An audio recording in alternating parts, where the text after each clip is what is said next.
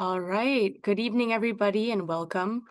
We'll take a couple more minutes to let folks in from the waiting room. And as we're waiting, please do acquaint yourself with these Zoom functions, which will probably look pretty familiar. But we'll be kicking off the workshop in just a couple of minutes with some instructions on how to join our interpretation channels. And we're just going to wait for, I think, a couple minutes and go ahead and get started. And if you have any technical questions during this workshop, please do direct message Ellie Pershunkula in the chat. And the main chat should also be available to you all as well if that's acting up. All right, let's go ahead and do next slide.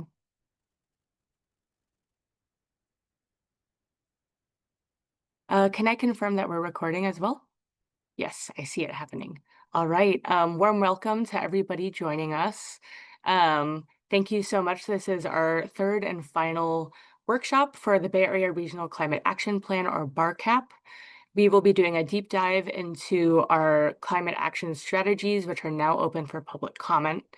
Before we go ahead and get started, we're going to go ahead and make sure that folks know how to join the interpretation channels and that they know how to connect to our Zoom tech folks if they're having any technical difficulties. Next slide. Okay, first, this is just the Zoom buttons that you can use to engage with us. The chat function is open. You can also raise your hands. We've muted everybody upon entry just to make sure we're having smooth transitions. And Ellie Pershunkula, maybe Ellie, if you can give a little wave since your camera is on, will be our main and amazing Zoom tech. So thank you for doing that. Next slide. Next slide. Now we will review how to join the Spanish language interpretation channel. Ellie, if you'd be able to click that sound button real quick. ¿Cómo utilizar la herramienta de interpretación de Zoom? En la parte inferior o superior de su pantalla encontrará una barra negra con diferentes iconos que facilitan diversas herramientas durante la llamada de Zoom. Para la herramienta de interpretación, localice el icono del mundo. Haga clic en el icono y seleccione el idioma de su preferencia. Finalmente, seleccione Mute Original Audio para escuchar solo el idioma seleccionado. Thank you, Ellie. Next slide. Now we'll get into how we can join the Cantonese language interpretation channel. 多謝你哋咁多位嚟參加呢個會議嘅。咁如果你需要中文翻譯嘅話咧，咁你就要撳一撳話要需要翻譯嘅。咁你喺你個 Zoom 嘅屏幕嘅右下角嗰度咧，你就揾一個好似地球儀嘅形狀嘅標誌嘅。如果你見唔到嘅話，可能咧你就會揾一個係圓形嘅標誌，入邊有3點嘅。咁你撳一撳落去咧，咁應該就會見到一個地球儀嘅標誌。咁撳一撳個地球儀嘅標誌咧，咁咧佢會就一啲字出嚟嘅，係英文，咁係俾你選擇語言嘅。咁咧你就揾一個係 C 開頭，即係 Chinese 個開頭，咁撳落去，咁你就會聽到中文嘅翻譯嘅。咁開咗中文嘅翻譯之後咧，你就要關咗英文嗰啲聲音嘅。咁你去翻個地球儀上邊咧，你可能會見到一啲字就係 M 字開頭，叫做 Mute Original Audio 嘅，係由個 M 字頭開頭嘅。咁你撳一撳咧，你就會關咗英文嘅聲音。咁之後咧，你就會齋聽到中文嘅翻譯嘅。Thank you, Ellie. Next slide. For those of you joining us in the Spanish language channel, thank you for being here. If you need any assistance, please do message Vanessa Zamora. Vanessa, since your camera's on, if you could raise your hands or just give a little wave. But big shout out to our Spanish language interpreters, Manny from iInterpret and Vanessa, who will be facilitating between the Spanish language room and the English language room, and they're from Interethnica. Thank you. Next slide. If you are joining us today in the Cantonese language interpretation room, please go ahead and message Mandy Yu. You can see her name displayed in her tile on the Zoom screen. or also in your chat function. And thank you so much for joining us today. And big shout out to our interpreter, Wei Kun. Thank you for providing our Cantonese interpretation. And thank you, Mandy, for facilitating in Cantonese. Next slide. I'm going to go into a brief overview of our agenda, and then I'm going to pass the mic to my manager, Abby Young. So we're starting off today with an overview, and Abby will welcome us in. Next, we'll have Jameson Rogers Gibson give us a quick peek back into what we've done since our last public workshop. And Ellie Pershunkula will be giving us a guide for how you can access our public comment system online and alternate ways to provide online public comment. Then we'll get into a draft measure deep dive with our sector leads who are with us today, and we'll save the last 25 minutes for a deep dive question and answer with a project team. We do ask that you hold your questions for that last 25 minutes, and we can really do a deep dive then. I would like to pass the mic now to Abby Young. Abby is the manager of the Air District's Climate Solutions Program, and she has been working in local climate action planning for over 30 years. Thanks for providing our opening remarks, Abby. Passing the mic to you. Thank you, Forrest. And I didn't realize how old that was going to make me feel, that 30 years. The Bay Area Air District has been around even longer than me, for 70 years. And we are both the Air District is both a regulatory agency and a public health agency. We regulate airborne pollution that impacts public health. Over the past 20 years, we have broadened our scope to look upward at global pollutants like greenhouse gases, which, through their global warming influence, are impacting heat and air quality in the Bay Area. We're also looking downward at more localized impacts that different pollutants have on communities. Through the Bay Area Regional Climate Action Plan, or you'll hear us refer to it as BARCAP, we are leading a regional approach to reducing greenhouse gas emissions in a way that maximizes benefits to priority communities. Tonight, our goals are to update you all on our work developing the BARCAP so far, to inform you about all the ways you can provide your feedback, and provide you with detail on the draft measures. We're using the term measures, or you could think of them as strategies. I think those terms are interchangeable. And of course, one way you can provide your thoughts and feedback is through our discussion tonight. And I think I was supposed to have asked you to advance the slides at some point. But we're going back to you, Forrest. Thanks, Abby. That was perfect. We're just going to go over a brief overview of our workshop goals. First, we're going to learn more about what's next for BARCAP. We are also going to learn about different ways to contribute during our public commenting stage, which closes on the 29th of this month. And we'll also be able to do a deep dive into draft measures for climate action and a question and answer with our project team. Next slide. But first, we did want to bring you all into this virtual space with us today and ask who is in the room with us today. We have a couple of questions which our Interethnico folks will help us drop into the chat. But first, we wanted to ask where you're joining us today from the Bay Area. Where do you live in the Bay Area? And second, what kind of climate action do you most want to see in your community? So feel free to drop those in the chat, and I'll start reading out a couple of answers as I see them coming in. And Vanessa and Mandy, if you see any standouts in Cantonese, in traditional Chinese, or Spanish, please do highlight them. Nice. I'm seeing we have folks from Walnut Creek and Hayward, East Oakland, Daly City, ancestral Miwok lands now called Marin County. I love that framing. Redwood City, reducing greenhouse gases. Thank you, Kendall. You really got to the core of it there. Lots of Oaklands. All right. We have Jody. Good to see you here. Contra Costa. Vanessa and Mandy, anything you're seeing that you'd like to highlight? I think I caught most of them so far. All right, please do keep filling in that chat. We love to see this engagement, and it's really great to kind of ground us in who's joining us throughout the Bay Area today. But I do want to make sure we stay on track, so we should probably do next slide. I would like to tag in Jamison Rogers Gibson. Jamison is a senior advisor to the Air District's Climate Solutions Program. She has a background in public health, local climate planning, and community engagement, and she is a project lead for the BARCAP. Jamison, go ahead and take us away into what we've done since the last public workshop. Thank you. Great. Thanks so much, Forrest.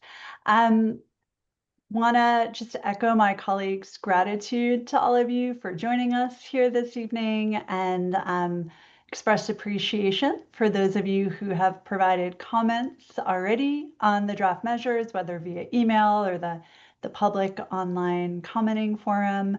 And we're looking forward to getting even more feedback from you all during our time together. So what I'll be doing over the next few minutes is providing a brief overview of the BARCAP initiative and our engagement and measure development efforts to date. Next slide.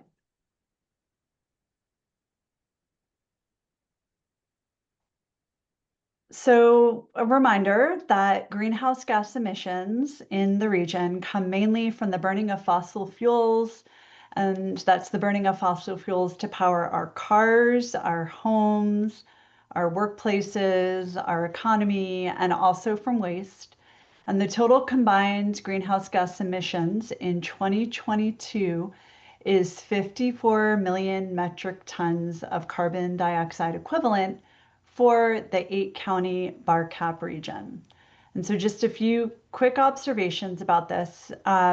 When you look at the pie chart and you combine the 32% of emissions that are coming from the transportation sector, and you add to that over half of the industrial sector emissions that come from refineries, not surprisingly, most of the emissions in the region come from moving people and goods.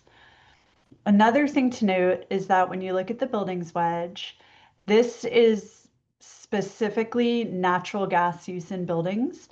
Emissions from the electricity used in buildings are represented in the power sector wedge, which reflects emissions from electric power production in the region.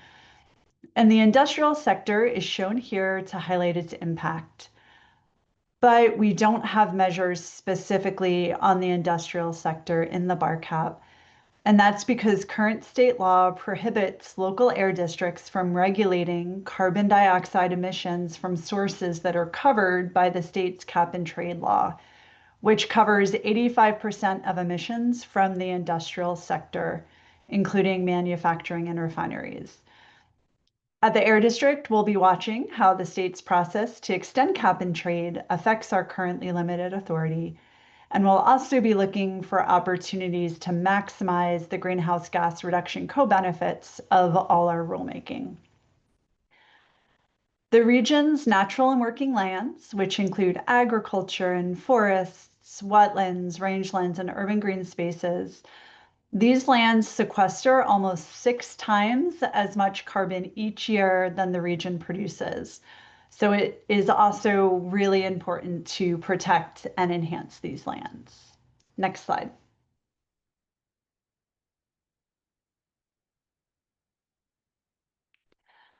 Here in the 8-county region, there are over 80 local climate action plans, and the state has its own roadmap to carbon neutrality.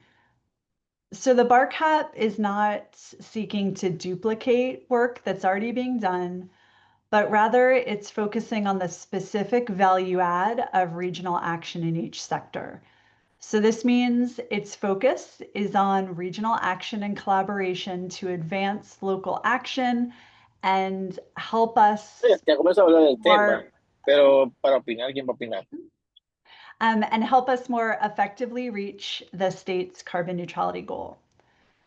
The BARCAP focuses on climate solutions that individual local governments cannot achieve alone, key challenges and obstacles to local climate action that regional action can help address, and also on local successes to elevate regionally.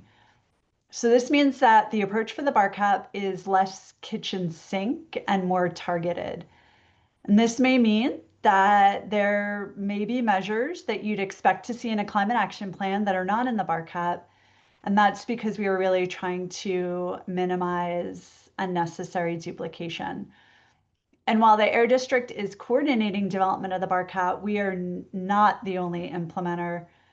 Many of the measures in the plan will be implemented by a mix of other agencies and organizations. And also, before going to the next slide, just want to note that equity and environmental justice is core to the Air District's work and our strategic plan, and it's also a core part of the bar cap too.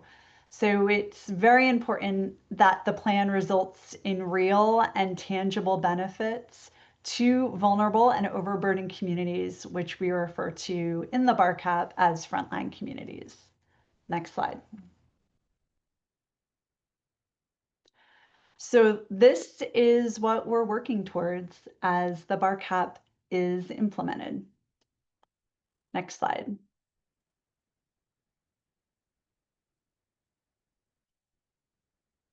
Since our last workshop in February, several things have happened. Our technical working groups for each economic sector have finished meeting. And these working groups include implementers from across the region and subject matter experts. And they have helped the Air District to develop draft measure concepts. We've also held 4 priority or frontline community workshops that were co-developed with community-based organization partners. We've also done additional local government engagement through a local government specific workshop.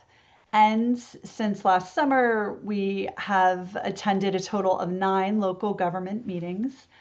And we've conducted a public survey with more than 675 responses from across the region.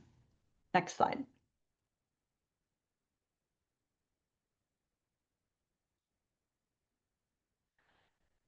Before I describe how engagement influenced measure development, I would like to acknowledge our advisory work group, which has really served as a key forum for regional coordination and collaboration to help the Air District develop the bar cap.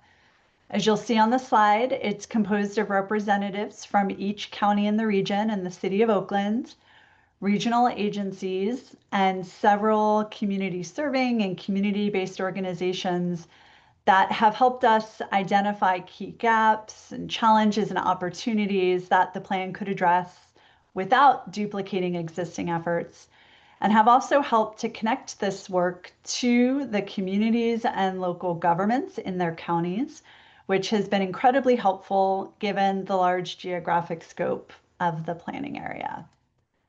Next slide. So sharing a little bit more on a few of the engagement efforts. During our 4 frontline community workshops, which were co-designed and co-led with community-based organization partners, we heard from 168 total workshop attendees, and that included 76 Spanish speakers and 18 Cantonese speakers. And during these workshops, the discussion focused on the preliminary bar cap measures, how those measures might impact their lives and their communities, and how the measures could be changed or improved. We've also heard feedback from 2 public workshops over the past year on the vision that we shared earlier, the priorities and measure concepts. And as I mentioned, there was a public survey to hear even more perspectives across the region with a total of 675 responses. And across all of these efforts, a key takeaway was that overall, there is widespread support for ambitious climate action that addresses affordability and quality of life. And this feedback on preliminary measures and priorities has helped shape our draft measure language. Next slide. So this is a snapshot of the overall process that we underwent to develop the draft measures for the bar cap over the past year. And This process has really focused on where regional action can add to both state and local climate planning efforts rather than duplicating them. It's been highly collaborative and informed by best practices and also informed by a robust engagement process. Just want to reiterate that while the Air District is coordinating the development of the BARCAP, this plan is designed to be implemented by many agencies and organizations. Next slide. All right, so we are now at the pencil mark where we are currently asking for feedback on the draft measures, which have been influenced by the earlier rounds of engagement that I just walked us through. We'll be using the feedback that you and others provide to revise the measures and then draft the remainder of the plan to submit by December 1st to EPA. And what we've posted online that's available for comment, it is just the measures component of the plan. The final plan will have many more of the components that you might be used to seeing in a climate action plan. Next slide. All right, this is my last slide. We now want to hear from all of you. This workshop is one option to provide feedback verbally now. And then there are two other options.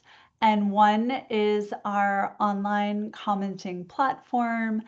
And if that platform isn't working, or if you prefer to email us, you can also send your comments and suggestions to us via email as well.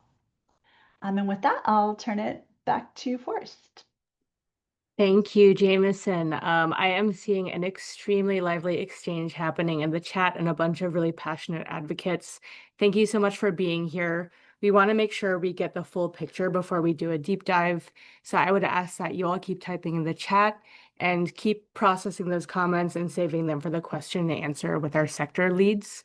In the last 25 minutes, we will have an opportunity to do a deep dive after we have our tutorial on how to do official public comment on the draft measures, and also a deep dive with our sector leads. So Mike, I do see your hand up, and we're really excited to answer your question in the last half of the meeting, but we would request that everyone hold on to your questions for now and keep them coming, please. Thank you. Okay, so next slide. On this topic of public comment, we've set up an online public commenting platform to provide one additional means to get public input from you all.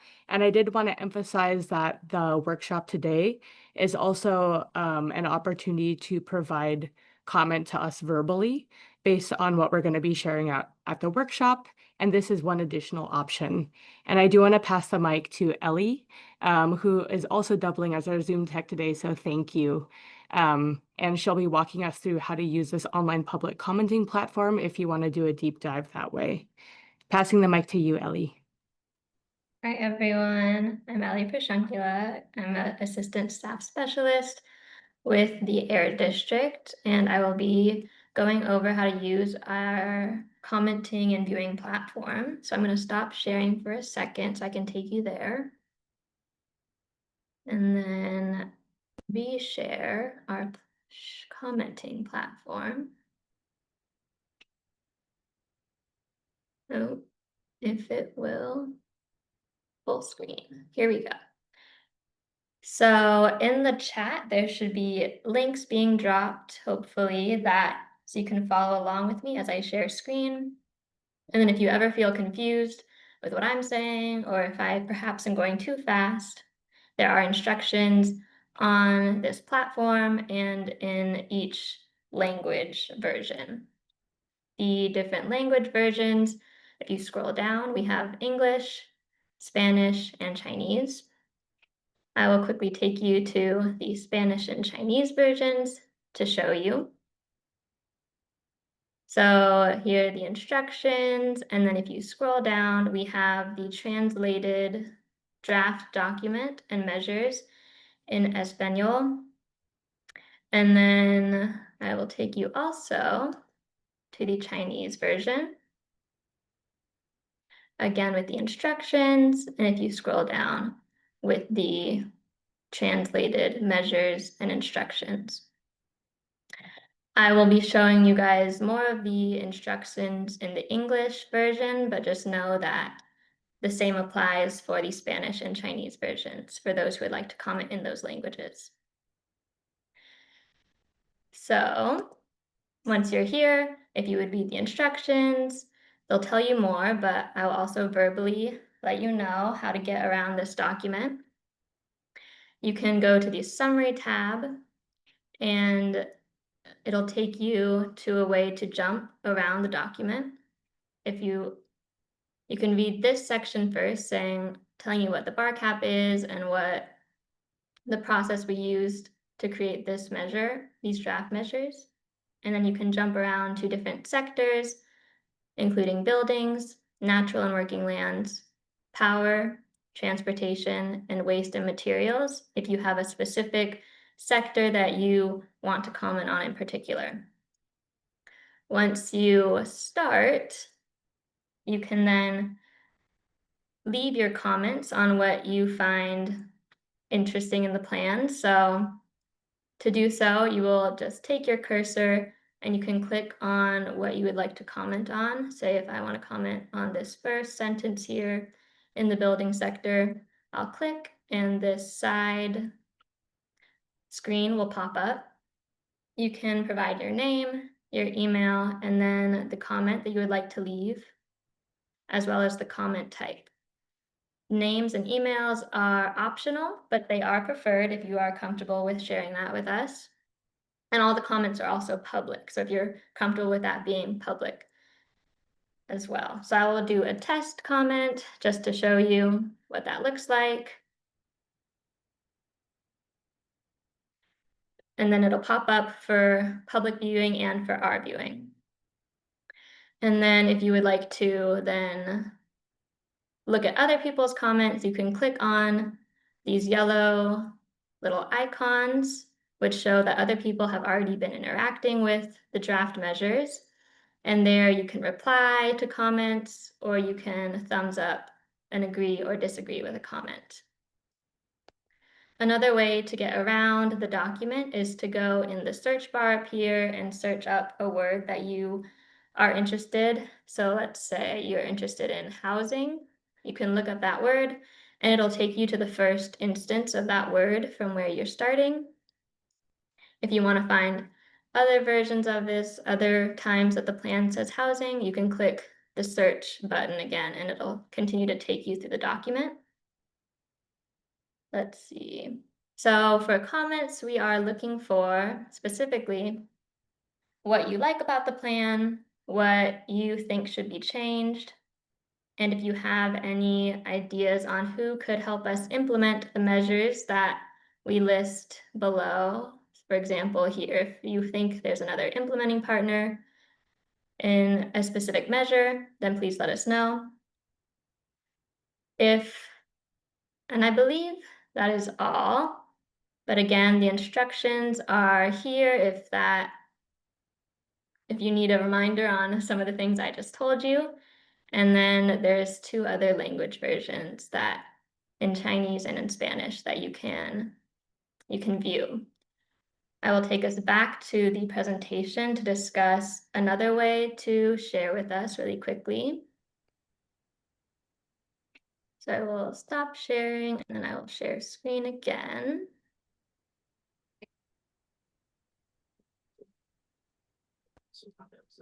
And yeah, so the comment period closes July 29th. So if you guys can get in there soon, that would be great. And then if you have issues with Conveyo, or if you want to do it if you want to submit comments in another way, you can also submit your feedback to our email that is planning@baaqmd.gov with the subject line draft bar cap measures feedback.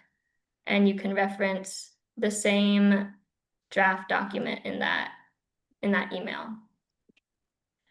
And I will now turn it back over to Forrest to let us continue on with deep dives into measures. Thank you so much, Ellie. And I did want to do a shout out to those in the audience whose names I recognize from already having commented on our Conveo platform. Thank you so much for engaging in that way.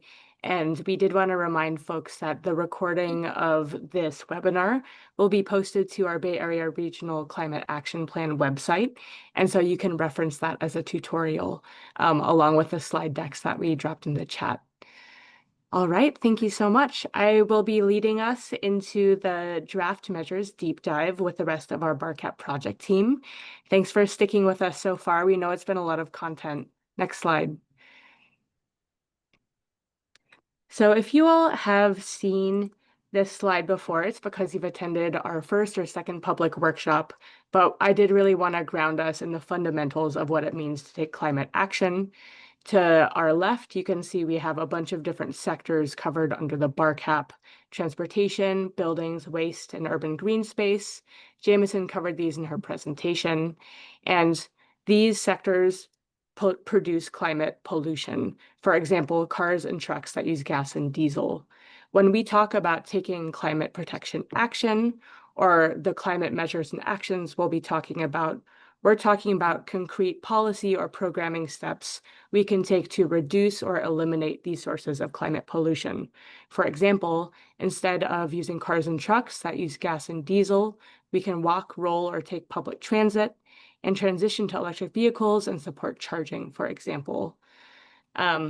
We're going to be doing a deeper dive into the measures and the actions, which will provide some scaffolding and a bridge into the way that you'll see them on our Conveo platform in their formal draft measure stage. So with that, next slide, please, Ellie. I can kick us off with the natural and working lands section. First, I wanted to ground us in what success would look like when we implement the Bay Area Regional Climate Action Plan measures. So the state of California does predict an overall decline of carbon stocks held in plants and soils across the state. And a lot of that is due to climate impacts like wildfires. And as part of the Bay Area Regional Climate Action Plan, a lot of what success looks like for natural and working lands is implementing all that we can to preserve our natural lands and our agricultural lands through nature-based solutions. And one of the big reasons why is what we might consider a co-benefit in climate action planning world. But really the core idea here is that by implementing nature-based solutions, we can make sure that these lands will continue to both sequester carbon, but perform really critical functions like cooling cities, providing clean drinking water, producing food and fiber crops, and supporting iconic ecosystems that are really beloved here in the Bay Area, like our iconic redwood forests. We did want to highlight some environmental justice and equity highlights that we heard from our frontline community workshops. We heard that the community really values food growing spaces and the creation of more urban green spaces while considering unintentional gentrification and displacement as a potential concern in this area. Access to nature was very highly valued, as well as the creation of new opportunities for communities to steward these lands, and also a consideration of wildfire risk and water consumption as well. Next slide. What you'll see here is a high-level snapshot of the more detailed version of what you can find in Conveo in our formal draft measures document.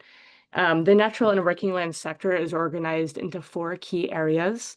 The first addresses some underpinning data, science, and funding issues encountered across the sector, and explores regional opportunities for technical assistance for natural and working lands data analysis and incorporation of best emerging science, and also increasing long-term funding for nature-based solutions at the regional level. The second big area is restoring and preserving the natural lands that we have here in the Bay Area through supporting regional scale conservation, increasing fuel management, which can reduce catastrophic wildfire, protecting our wetlands, and researching blue carbon. The third is really dedicated towards scaling up climate beneficial agriculture And many of these actions are led by our local resource conservation districts, or RCDs. And this seeks to scale climate beneficial agriculture across agricultural farmlands and grazing lands across the Bay Area, and also support the integration of this area into more climate policy. And last but not least, we do have a measure focused on climate resilient and equity-centric urban greening, which seeks not only to expand urban green spaces in the areas that need them most, but also make sure that resources are dedicated to the operations and maintenance of these existing green spaces. And next, I'll pass the mic to Mia Kitahara from Stop Waste to lead us into the waste sector. We have a hand raised, Vanessa. Yes, please. Slow down. Sorry, just for interpretation. Thank you. Please, Yes. yeah. Apologies to so those in the Spanish and Cantonese language rooms. Hopefully the slide deck supplemental materials helped a bit, but thanks. Tagging in Mia. Thank you for the reminder, Vanessa. I'm Mia Kitahara. I'm a program manager with Stop Waste. As Forrest said, we are a local government agency in Alameda County specializing in waste and materials. We've been supporting the Air District team with this sector. So the BARCAP vision in this sector is to meet the state's target of reducing organics going to landfill by 75% in a way that also reduces the greenhouse gas emissions over the life cycle of materials. And in a way which is from their production to their disposal, and in a way that improves communities' health. So we envision an economy where materials are used responsibly to meet everyone's needs rather than being wasted. Food and building materials are two material areas that have risen to the top from public comment and due to their total volume of waste and potential for greenhouse gas reductions in landfill and life cycle. These are also basic essentials for everyone that everyone needs, and we want to see equitable and affordable access to healthy food and homes. Communities were interested in building greater capacity for food sovereignty through community scale food production and composting. Health, again, is also important to consider for materials to ensure we all have healthy, non-toxic food, buildings, and air near waste management facilities. Next slide, please. So in the draft document, you'll see three measures for this sector. The first is about food and organics, and you'll see three actions.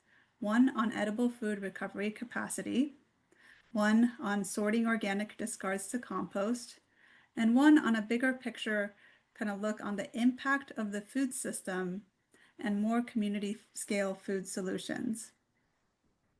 The second measure is about building materials and mainly how to reduce the embodied or embedded carbon in building materials through deconstruction and reuse, building more efficiently, and sourcing better materials from our greater region. And I saw a question in the chat asking where are the embedded carbon costs in asphalt, concrete, and steel? So this measure is where we are trying to address them. So please go ahead and comment here.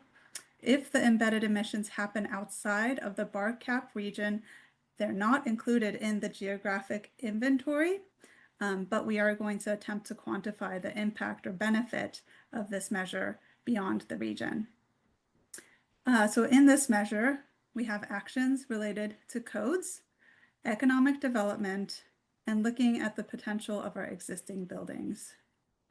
The third measure is focused on end-of-life waste management and rules that can be applied for emissions reduction at landfills, wastewater treatment facilities, and composting facilities.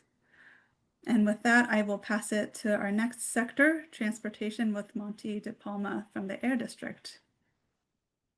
Thanks, Mia. I'm Monty DePalma, a senior engineer in the planning division at the Air District.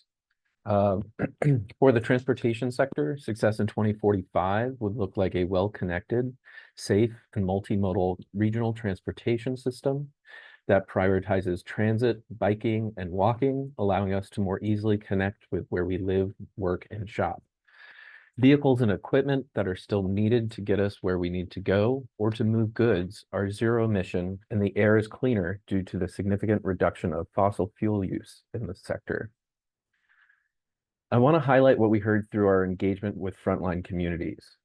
Around electric vehicles, people were interested in charger reliability and accessibility, the cost of electric vehicles, and expressed concerns around electric vehicle range and the theft of parts. They wanted to see expanded access to transit, biking, and walking, and honed in on the importance of bike safety. Additionally, they noted their concerns around the impacts of increased e-commerce on the number of medium and heavy-duty vehicles on roads and the air quality impacts that has on their communities. Next slide. This is a snapshot of what you'll see in the draft document currently open for public comment. There is much more detail on each of the measures and actions in the document. Measure T1 focuses on accelerating light-duty electric vehicle adoption through expanding incentives for both the vehicles and charging stations, as well as the support that low-income and frontline community members might need to navigate the various incentives out there, as well as support for local governments in developing policies that help accelerate electric vehicle adoption. Measure T2 focuses on decarbonizing medium and heavy-duty vehicles. Similar to T1, T2 looks to do this through expanded funding for both the vehicles and charging infrastructure, and also looks to make charging infrastructure more economically viable through increasing utilization of public chargers. Measure T3 focuses on decarbonizing goods movement through supporting pilot projects that utilize zero-emission vehicles and e-bikes for last-mile delivery of goods, and through the development of policies that compel the use of zero-emission vehicles and equipment at truck-attracting businesses, such as warehouses. Now, what's not listed here are public transit, bicycle, walking, and land use measures that help to reduce VMT through shifting away from personal vehicles. These types of measures are the focus of MTC's Plan Bay Area, which they are currently updating. So we are deferring to their plan for the region on this instead of to duplicate their work. And now I'll turn it over to Rich with the commercial and residential sector. Thank you, Monty. Good evening. My name is Rich Chen. I'm an advanced projects advisor with the Air District's climate team and served as the lead for the building sector. So starting with the big picture, what would this sector look like in 2045 if we were completely successful in implementing the measures, which I'll go into in following slides?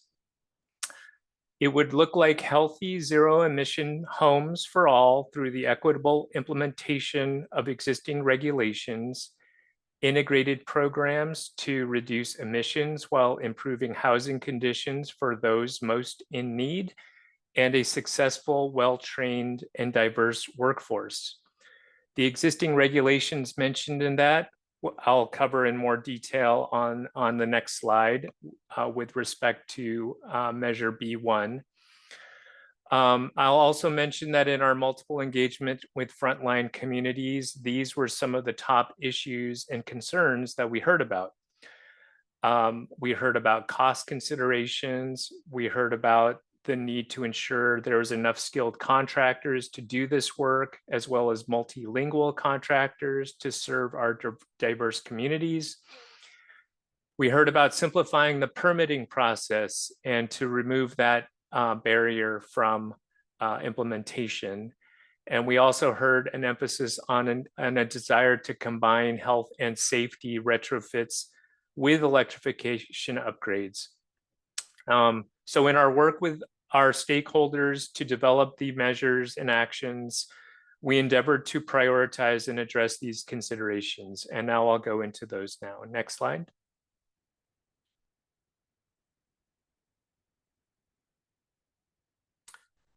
So highlights of the proposed measures and actions for the building sector, starting with Measure B1. As others have mentioned, the Conveyo online commenting site will present these in much more detail. As you can see, the first measure focuses on supporting the equitable implementation of the Air District's zero NOx building appliance rules. Wanted to provide a little background on those if you're not familiar. In 2023, the Air District Board of Directors adopted zero nitrogen oxide or NOx rules to protect public health and improve regional air quality. NOx is released to the atmosphere by the combustion of natural gas, which then converts to particulate matter and smog, which can lead to health problems, exacerbate asthma, and other air quality issues. Natural gas combustion from water heaters and furnaces produces more harmful NOx than passenger vehicles and refineries. So today, zero NOx space and water heating are provided by electric appliances, which would be likely to be very efficient heat pumps. In addition to reducing harmful NOx emissions, using electric appliances instead of gas appliances reduces greenhouse gas emissions. So the Air District staff has been working with stakeholders over the last 2 years to help us understand opportunities and challenges to support the efficient and equitable implementation of these rules. The BARCAP building sector actions are very much informed by those learnings and point to a number of actions that would support this across the region. Key examples and highlights from these actions in B1 include working more closely with retailers and distributors and manufacturers to increase awareness about zero NOx appliances among contractors and consumers. Also simplifying the permitting process and to provide culturally competent, accessible, and multilingual education and information about the appliance rules. The next measure, B2, is about integrating different programs to implement holistic building retrofits in disadvantaged communities. And by holistic, we mean to support the communities that are overburdened with air pollution and lack financial resources specifically, and to help them transition to healthy, clean appliances in homes by creatively combining different existing funding sources and programs. These include weatherization, energy efficiency, electrification, and home repair programs. Next slide. And finally, the third measure is about supporting collaborations and partnerships to ensure the building decarbonization workforce is successful, skilled, and diverse enough to serve the entire region effectively and in a culturally competent manner. This set of actions uplifts contractor training and certifications that indicate installers are skilled and can do high quality project, seeks ways to support minority and women-owned businesses to become active in the building decarbonization industry, and to develop ways to better connect employers and trained job seekers for the growing building decarbonization sector. That's my last slide, and I think I'm turning it back to Jameson. Great, thanks, Rich. Hello again, everyone.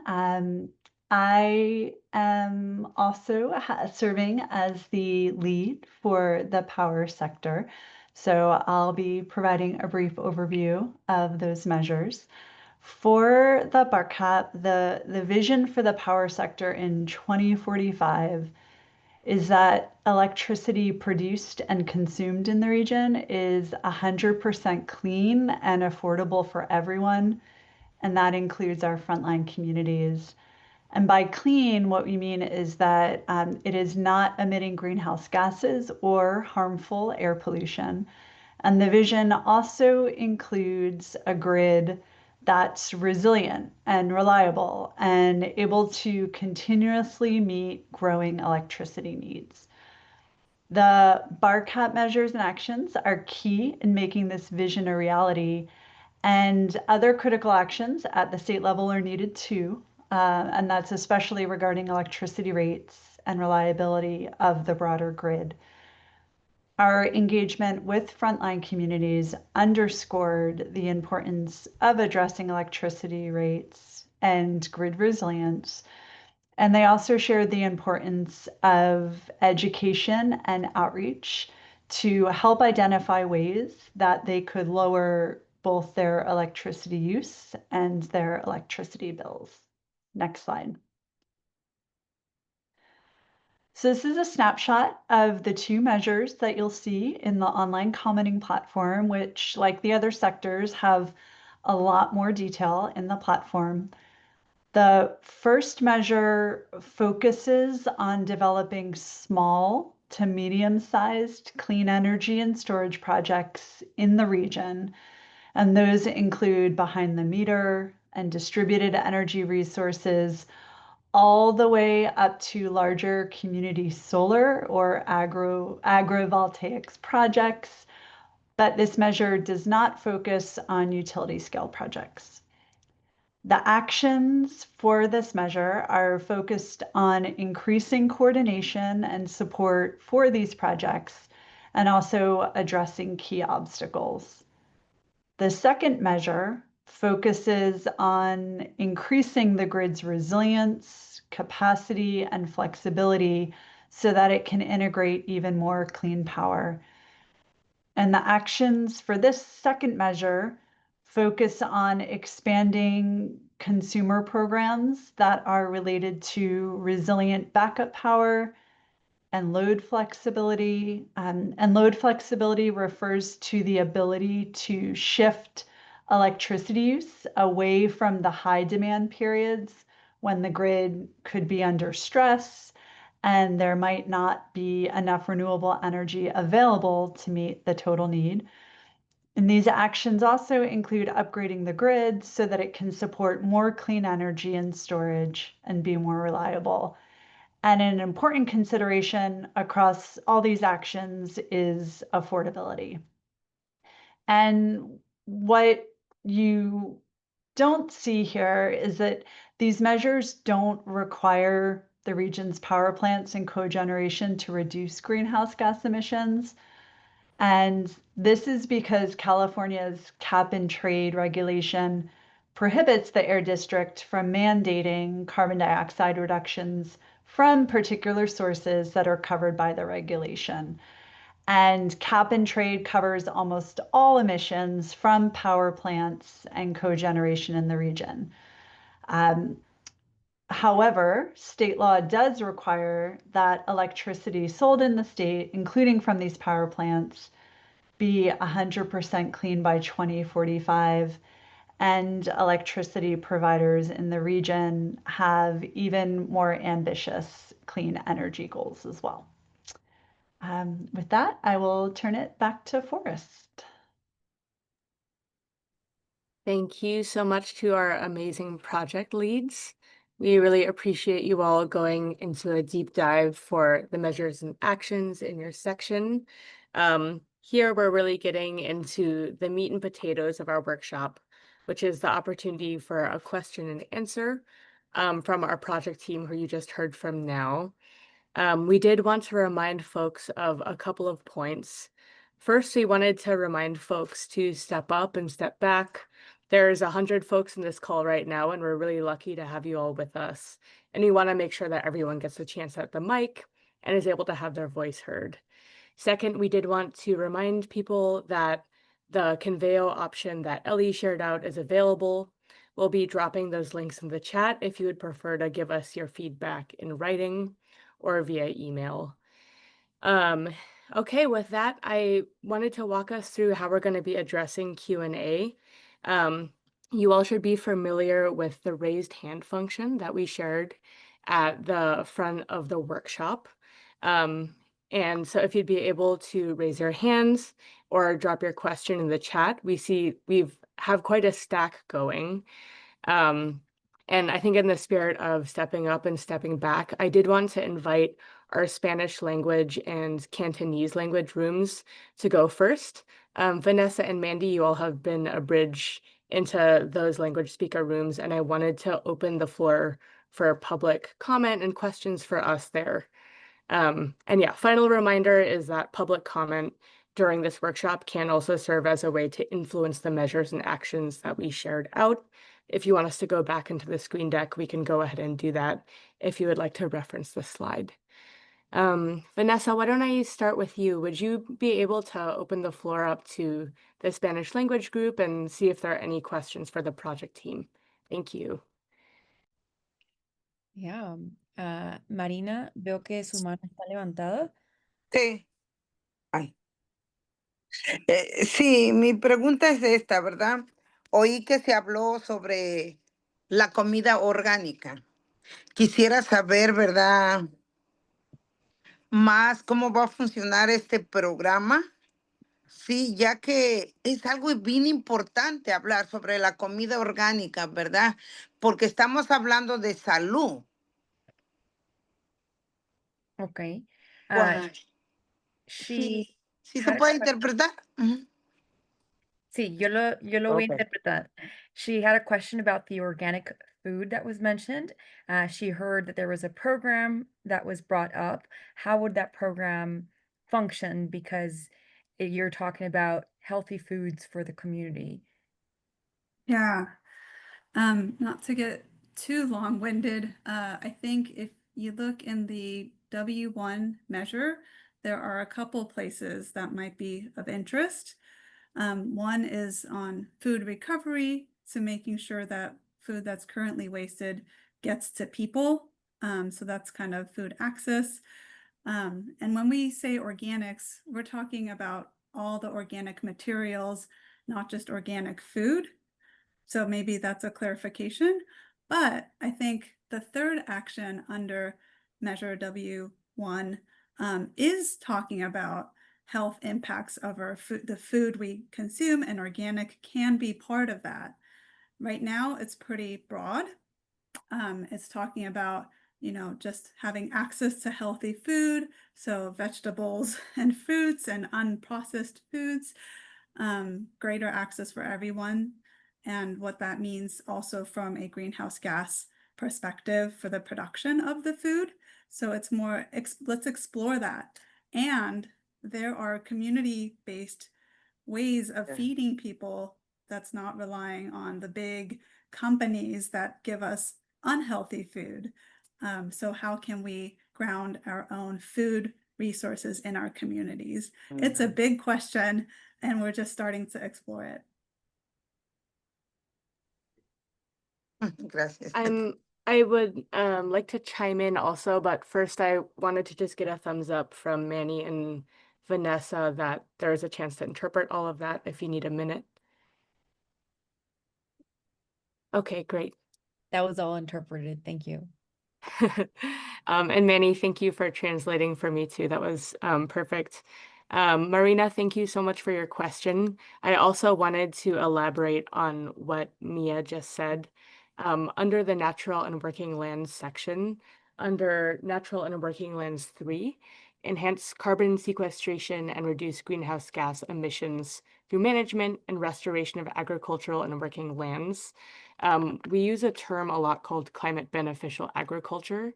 And I think what we might consider organic agriculture and climate beneficial agriculture are oftentimes the same thing, but using a different kind of wording. So a lot of the actions under what we call NWL3, which you can see in Conveo, are aimed at expanding the amount of farmlands and landowners and land stewards that are able to access these practices. And specifically in, I believe, NWL 3.2 and in 3.1, there is a particular focus on connecting resources and technical expertise to small and disadvantaged farmers. I really wanted to highlight that. And we do think that the health impacts both for the worker, but also for the consumer of organic agriculture are a very, very important benefit of the climate beneficial agriculture measures and actions under this section. We also heard loud and clear from our frontline community workshops that making sure that urban green spaces include options for food growing and food sovereignty and food security are very important to the community.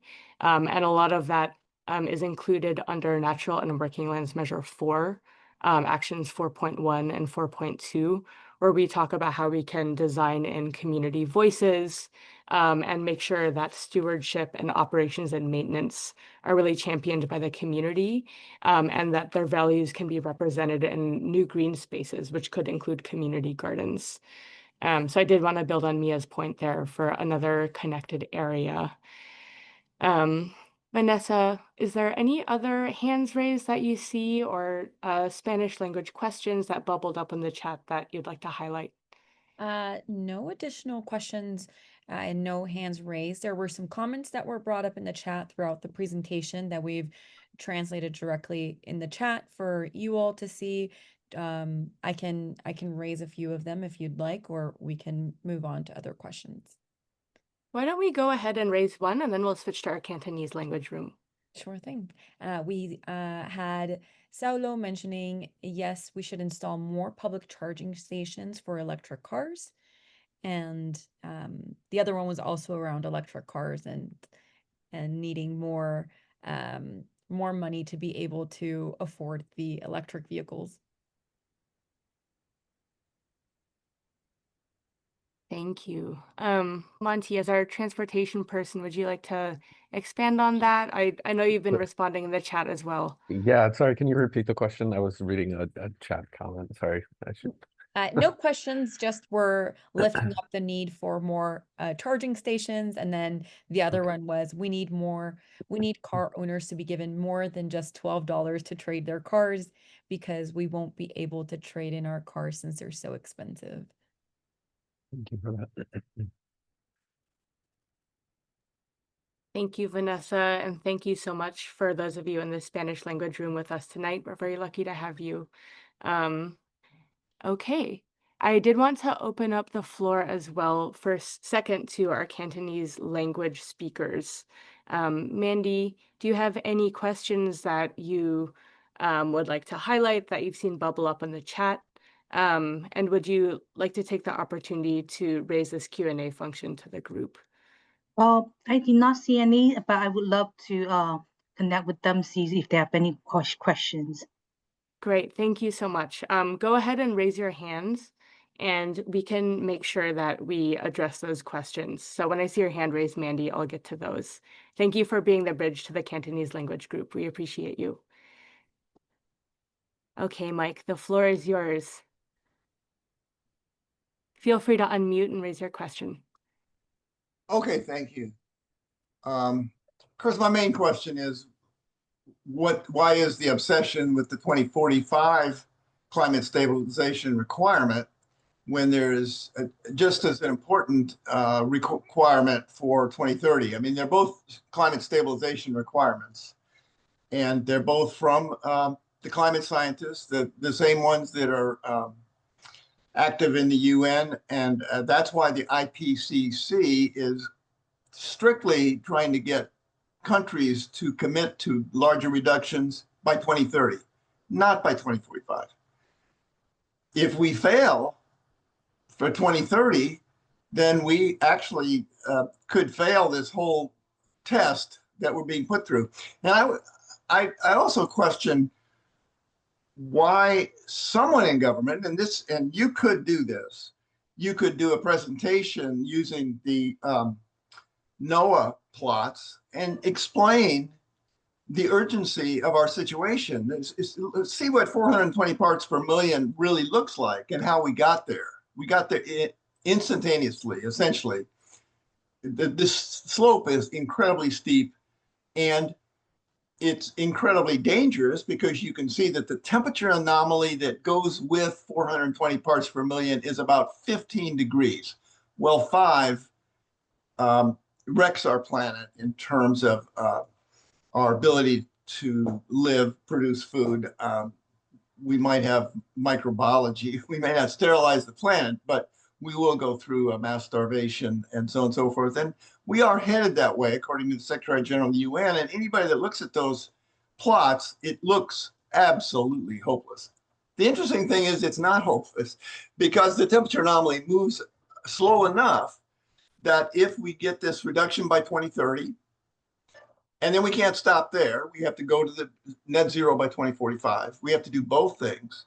But the second thing will be easy if we do the first thing. We have no chance at survival because we have no chance at 2030 because people just aren't aware how important 2030 is. The IPCC is, the UN is. And, California has done some wonderful work recognizing that 2030 is important because 2030 is in the CARB scoping plan. And there is a state law about 2030. It's SB 32. And it's probably not quite enough, but it is enough in this sense, is the mitigation measures that are required. And if you want to know what they are, they're in the CARB scoping plan. And I'm focused on cars, transportation. That's the most problematic. It is the largest.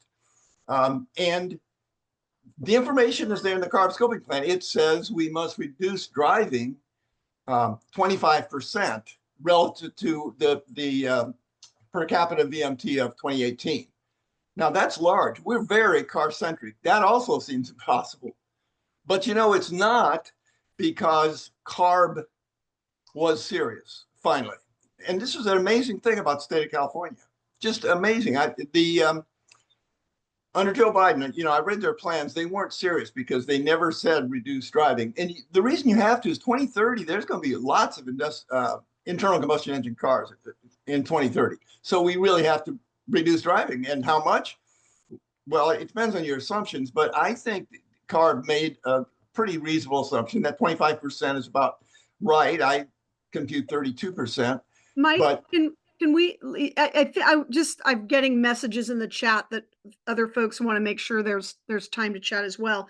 But I think this is Abby, I think you bring up a really good point about the 2030 target. And I'm glad that you've reminded us that that's part of the scoping plan as well, right? Sometimes we get a little focused on the carbon neutrality, the long-term target, but the 2030 is important as well. And thank you so much for saying that. I mean, that gives me a little bit of a sliver of hope. I want to be clear that one of the first pieces of work that we did in this BARCAP process was look so very closely at the entire scoping plan. So entire scoping plan, whether it's measures designed to meet 2045 or measures designed to meet 2030 or, both. And what we're focusing on is those parts of the scoping plan that require regional, whether, implicit or explicit, require regional action in order to achieve their goals. And that's sort of the sweet spot for the BARCAP. It's where the, local governments are doing a ton of work. MTC is doing a ton of work on VMT. The state of California, as you mentioned, is doing a ton of work. But where are the gaps where regional action can accelerate, facilitate, expand, and lift up this work so that the odds of us achieving those 2030 and 2045 targets are increased? So the BARCAP is definitely focused on the entirety of the scoping plan and where our regional action can work. So thank you for bringing that up. I'll go back to you, Forrest. Thank you, Mike, and thank you, Abby. I want to make sure we're getting to all the hands I'm seeing in the queue. Indy, I did see that you added a question to our Q&A, so I'm happy to tag you in here verbally to go ahead and unmute and ask a question to our project team. Thank you. Yeah, thank you so much, everyone, for organizing this and the hard work it takes to look at all of the stats and the comments and put all of it together. So just really want to acknowledge all of you and hope you guys are getting good sleep and taking time to get connected to nature and planting some trees, all that good stuff to remember that why we're doing what we're doing, right? Not just to be caught in the numbers of statistics. I wanted to mention a couple of things. One, I work with the California Donut Economics Coalition, and we created a donut snapshot for the state of California. And I wonder how that can, it's open sourced. We made it specifically so that it can be used as a communication tool but also potentially we've been getting attention and notice from the business community, like heavy capitalists in California that are interested in the donut economics, and we've also gotten a lot of attention from the government, from community organizations, from grassroots organizations. So it's interesting that what I'm noticing is the donut economics allows us to see a framework that connects all the pieces of our systems. And so I'm not trying to sell anything here. I'm just trying to be like, how can we push this story of bioregional resilience, but also acknowledge the disasters that are currently happening at the same time in the healthcare industry, in the environmental industry, in the social industry, you go in any different direction, especially if you study a little bit of donut economics, you're like, wow, we're hitting a lot of disasters at the same time. 2030, 2045, neither of those are even possible if you don't reckon with the political aspects and socioeconomic political conditions. So anyways, I'm just throwing a whole bunch of things out there. I just hope that, and I would love some invitations if you want to talk deeper. I will definitely email y'all. But I wonder how we can be a lot more strategic and be heartful of the political conditions that are making it so we can't be so overtly. I don't know. There's something about the story why haven't we gotten better the past 30 years? Why has it gotten worse? Maybe we need to acknowledge our own shadows and how we communicate, and how can we communicate more smart and more creative and more, I can't explain it, you guys. Political movements that are successful and nonviolent are radically spiritual and radically creative. So can we be a little bit more radical about getting this stuff done? So especially for the disasters that are currently underfoot. I see a couple of us looking like we're going off mute. Indy, I first did want to say that we're getting a couple of comments in the chat with a request for a link. I think folks maybe misheard the specific type of economics that you're talking about. So feel free to respond in the chat there. But I really appreciate this comment, and also appreciate the urge for the project team to get outside and connect with nature, as I am sitting here in this office still. But yes, it would be great if you'd be able to drop that in the chat. We're getting an ask for the link by a couple of folks there. Okay, nice. Thank you for dropping that in. And other members of the project team, welcome you to chime in if you'd like to respond to Indy. And next I see Gail in the queue if we don't have anyone.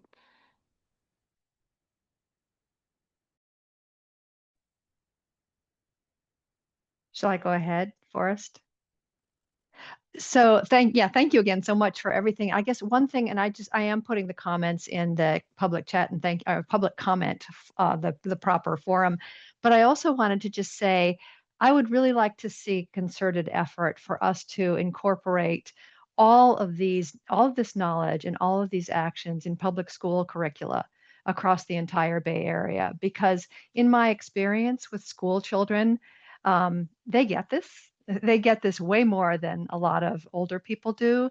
And, I have watched high school and even middle school students participate in, habitat and retrofits for energy conservation in houses and things like that. And I just feel as if that's an opportunity to widen the net with, their families, because kids talk to their parents, give them some real skills that they can feel proud of and can bring forward. And also just, I was going to say indoctrinate, but that's not what I mean. I think it's all a good thing. So I would just like to really encourage the idea of incorporating this in school curricula and some of the activities that need to be done, in school curricula, because I just think that would be helpful. And then one other thing I just would like to request, and this is just from my own experiences in our own community and our own climate action and sea level rise issues, is radical honesty. Because I think that, I look at things like, I don't think this is intended, but the overall tone of this report sort of implies that frontline communities need to be educated, when again, in my experience, they often get the reality of the situation more than other people do. And I think that we should respect that and learn from them when they know more than we do. And also just be honest, because, just for example, and that's not really a part of this plan, but the whole sea level rise issue, I'm continuing to hear local officials say, we're going to get a seawall. The feds are going to build us a seawall. We're too important. but everybody's saying that, and we know that's not going to happen. So I do think it would be helpful to be radically honest about where we've blown past certain opportunities, and we need to just recognize the pitch we're playing on, as they say in soccer. So thank you. Thank you, Gail. I would like to respond to this one first and welcome my super knowledgeable project team to chime in after. I was involved with leading the frontline community outreach along with our team here at Interethnica. Vanessa and Mona were part of our project team. And I believe some of our Spanish and Cantonese language participants may have also been involved in those workshops. But something that jumped out at me from your comment was about treating frontline communities as the experts that they are, particularly in their lived experience of environmental justice and environmental injustice. And something that I'm really proud of that will show up in the longer version of this plan that we're currently drafting, specifically the engagement chapter, is our approach to reach frontline communities. And specifically what we wanted to do is we wanted to treat them as experts and make sure that they were included in the measure drafting process before the measures were even drafted, so that their feedback, which is based both on their climate expertise themselves. For example, we had day laborers involved in the agricultural sector, who I really consider to be frontline workers and climate beneficial agriculture experts in their own right. And folks like these who are a part of the frontline community workshops were really involved at the ground level in shaping our measures and actions before they were even drafted. So their feedback was weighted the same as our technical experts, and they were really able to get in on the ground floor of shaping the draft measures. Additionally, what you'll see in the plan, and I believe the draft plan that you can see now on Conveo, is that we have design principles, which are really our guiding equity values that flow through everything. And these were specifically workshopped by frontline community experts as well. So I completely agree with you. Our frontline community members are experts, both in lived experience and oftentimes topic matter, and are oftentimes not acknowledged as such. And we really hope to correct that narrative substantively, but also in the way we tell the story of the BARCAP. So I hope you will review our upcoming engagement chapter when that is posted, but that's top of mind. And we did also hear from frontline communities that youth engagement is so important to them. And when we look at the demographics of the Bay Area, we see that this is a very youthful community, and many of the youth in the Bay Area identify as people of color as well. So I just wanted to send a +1 to your comment there and invite any of the other project team to chime in if I left anything out. Okay, I'm seeing a thumbs up. If I recall correctly, we had a rather huge comment stack going. Mona, if you've been monitoring that, Vanessa, I also did see potentially one other Spanish language question come up, if you'd like to highlight that as well. Yeah, definitely. And I've been doing my best to make sure I can translate those for anyone that wants to follow along in the chat as well. So all of them should be available in English. But a question came in, and it's, how could we regulate the pollution emitted by aircraft when they burn fuel and contaminate our environment? Thanks for Alright. that question. Yes, go Monty. And again, it's a great question, and unfortunately, we at the Air District don't have the authority to regulate, aircraft. There is a lot of work happening to develop the technologies we need in order to reduce pollution from them, and fuels, and then, the aircraft technology themselves. I'm not completely up to speed on where that technology is in development, but that's, a needed step in sort of, having a viable transition away from jet fuel in that sector, part of the sector.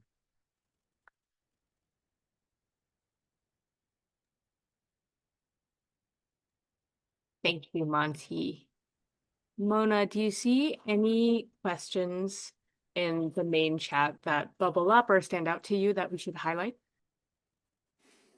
Maybe we should tap into the Q&A window. Can everyone see that? Just want to make sure we're being responsive to all the ways folks can ask questions. For example, an anonymous participant asked about how many people are here, and while that's answered, I just want to celebrate that there's over 100 folks that were here earlier to see the presentation, and I think that's a big win for the project team and for the Bay Area and this climate action plan.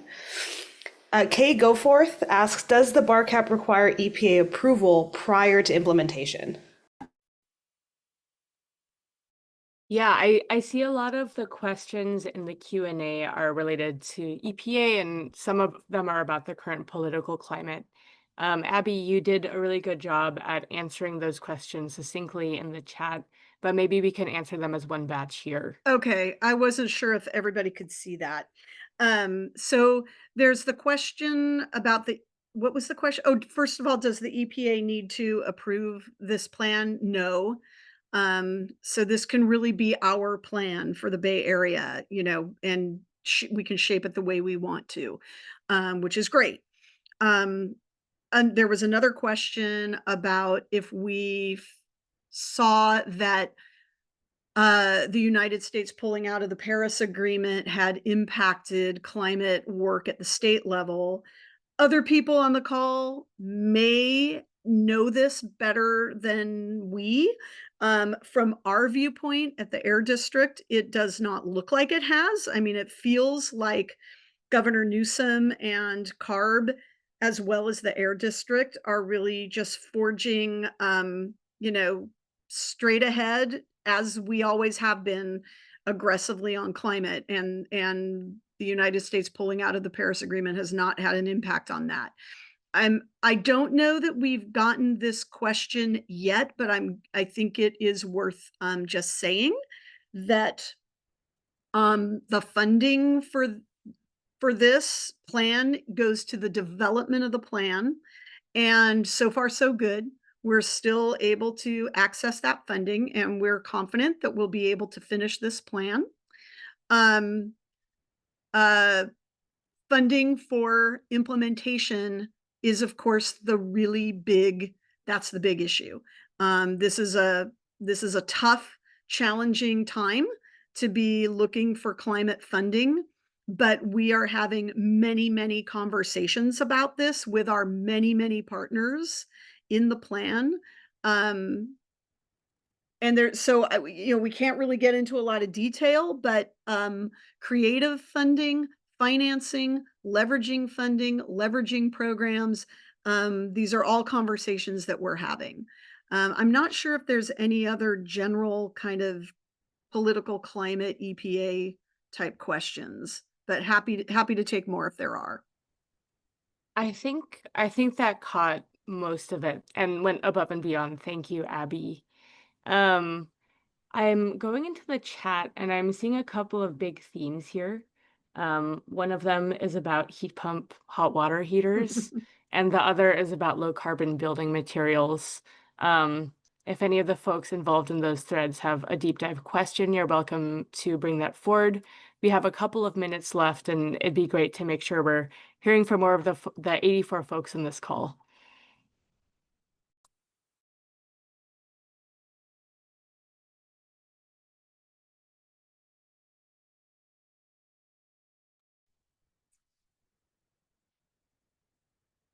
Rich has even perhaps unmuted preemptively. Perhaps we've answered some of those heat pump water heater questions in the chat.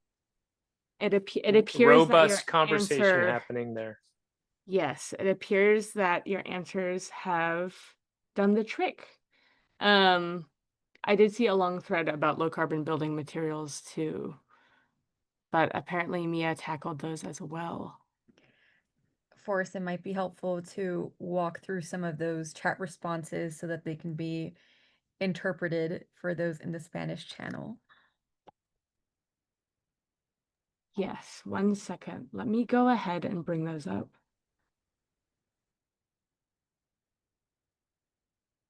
Betsy says, Betsy, I recognize you also from your Conveo comments. Thank you for being so engaged with this project.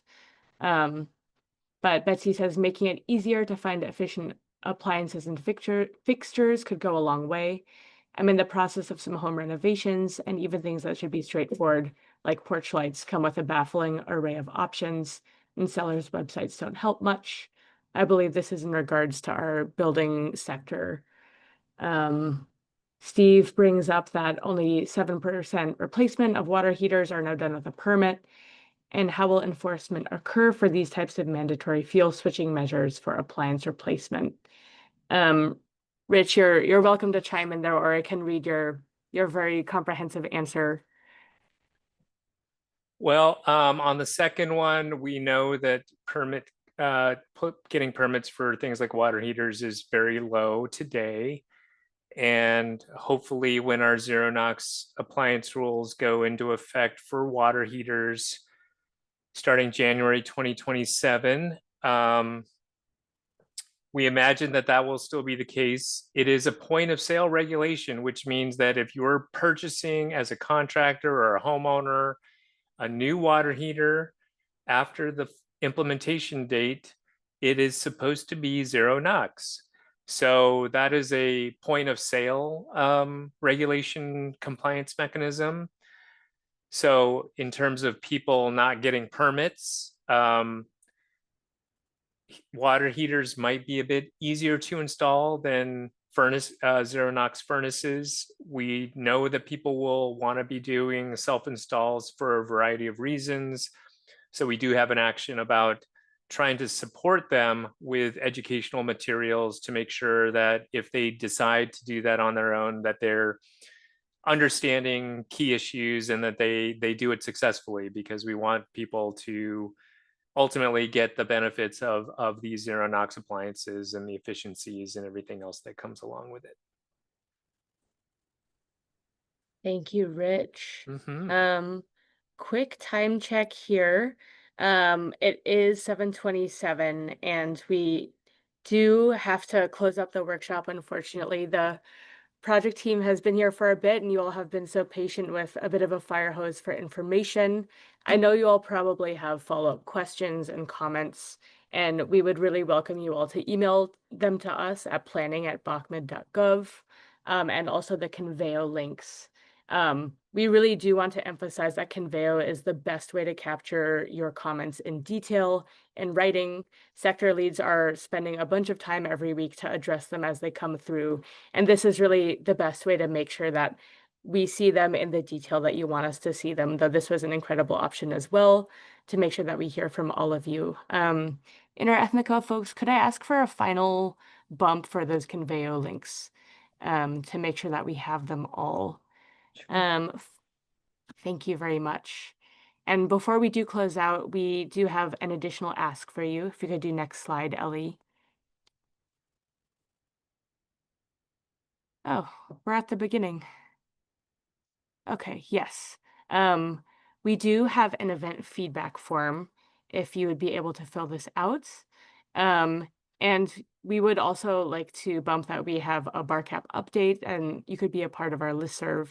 And please do visit our page on Conveo. That will close on the 29th of July, so we're approaching the end of our public comment window. Opening the floor to anyone else that would like to close us out from the project team. But we're very grateful for you all spending the time with us here today. Rich, you go ahead. I was just lifting up a question from Lawrence about, he was wondering if the chat would be able to be shared. We can upload the video recording up to our BarCap.